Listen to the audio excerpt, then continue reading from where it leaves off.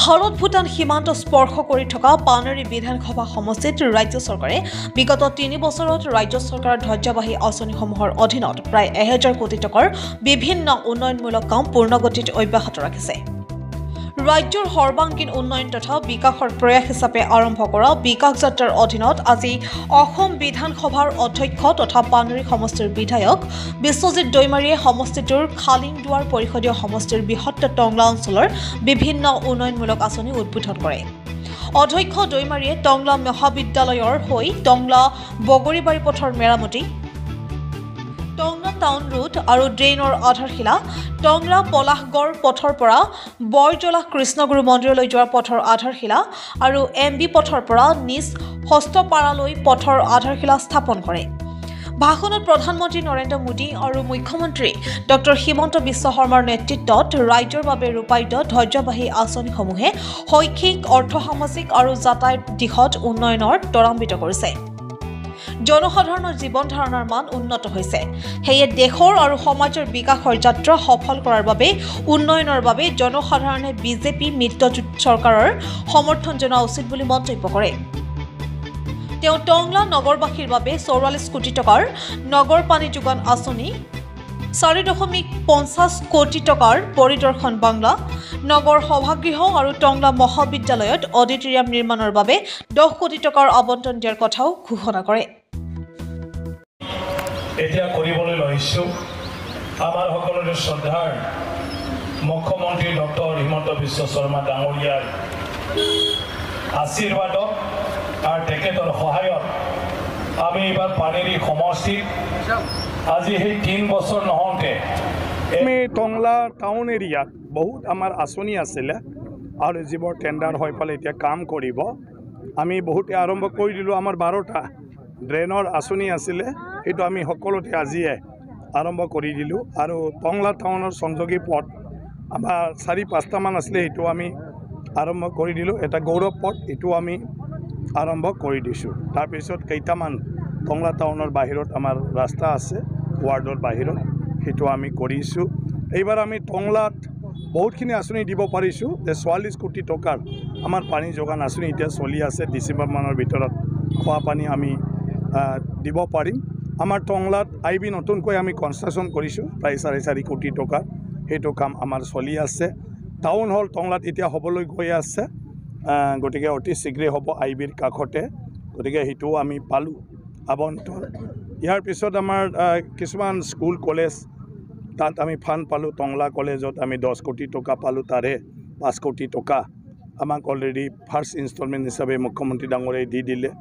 ইয়াৰ পিছত আমাৰ টংলা হায়াৰ ছেকেণ্ডাৰীত আমি 8 কোটি টকা পালোঁ। টংলা মডেল কলেজত আমি 7 কোটি টকা পালোঁ। বাকী মোৰ ফাণ্ড বা আনটাইড ফাণ্ড বা CMৰ পৰা আমি ফালে ক'ৰবাত 9 লাখ টকা, ক'ৰবাত 8 লাখ টকা, ক'ৰবাত 20 লাখ টকা, তেনেকুৱা ধৰণৰ আমি দি আছোঁ। সাহিত্য ভৱন আমাৰ 25 লাখ টকা, সেইটোলৈও আমাৰ হ'বলৈ গৈ আছে।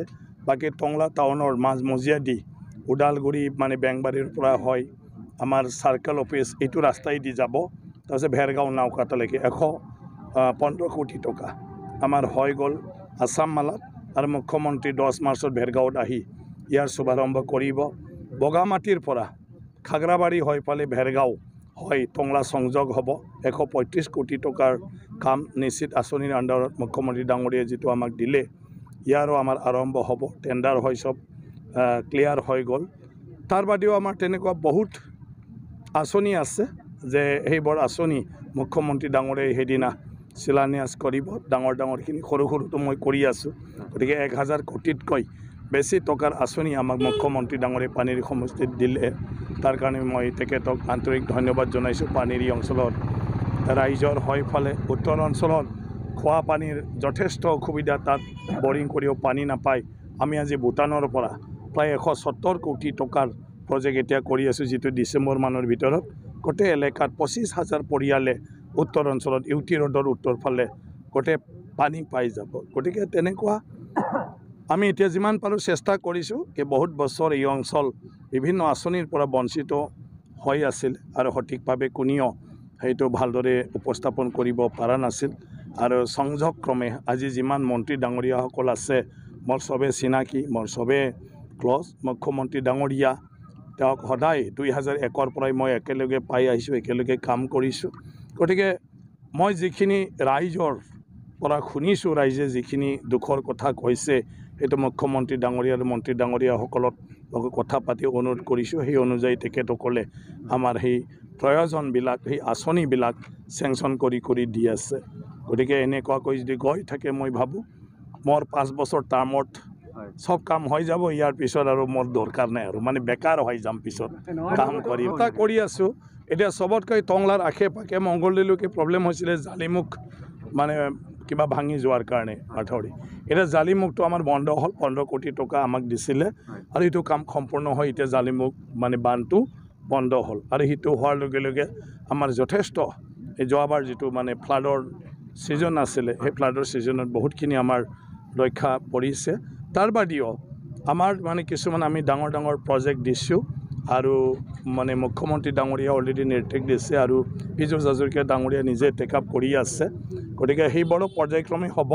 বানপানীৰ আগত যিমান আমাৰ কিছুমান তেনেকুৱা ধৰণৰ মানে ভয়ানক এটা কিবা আছে পজিশ্যনত, এইখিনি আমি যিমান পাৰোঁ টেম্পৰাৰী ৱাৰ্ক কৰাৰ কাৰণে চেষ্টা কৰিম। এতিয়া সমাগত লোকসভা নিৰ্বাচন প্ৰাৰ্থী ঘোষণা হৈছে দৰং আৰু ওদালগুৰিৰ কাৰণে, কি ক'ব তেওঁলোকৰ? নাই চোৱা, এতিয়াতো আমাৰ পানেৰী সমষ্টি আজি যাৰ কৃপাত ইমান আমি উন্নতি হৈছোঁ, মুখ্যমন্ত্ৰী হিমন্ত বিশ্ব শৰ্মা ডাঙৰীয়াক আৰু শক্তিশালী কৰিব লাগে। তেখেতৰ ওপৰত মোদী ডাঙৰীয়া আছে।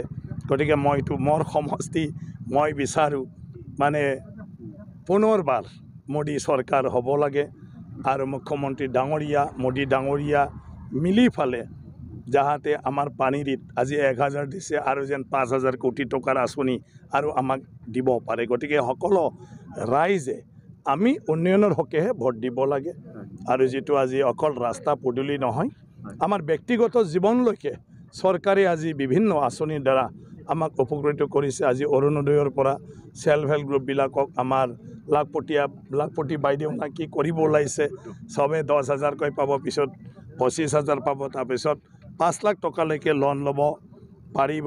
আমাৰ গোটেই যিমান মানে দুখীয়া মানুহ আছিলে, দুখীয়া বুলি নহয়, মিডল ক্লাছলৈকে যাৰ 5 লাখ টকাৰ অকণমান মানে কম, 5 লাখ টকালৈকে ইনকাম আছে, ৰেচন কাৰ্ড দিলে, যিটো ৰেচন কাৰ্ড হোল্ডাৰে আজিৰ দিনটোত সকলো BPLৰ আঁচনিটো পাবলৈ সক্ষম হ'ল। আয়ুষ্মান কাৰ্ড সেইবোৰ আমাক বহুত সহায় কৰিছে। কেতিয়াবা এক্সিডেণ্ট, কেতিয়াবা ডাঙৰ বেমাৰ যাৰ হৈছে তেওঁলোকে সেইবিলাক বুজি পাইছে।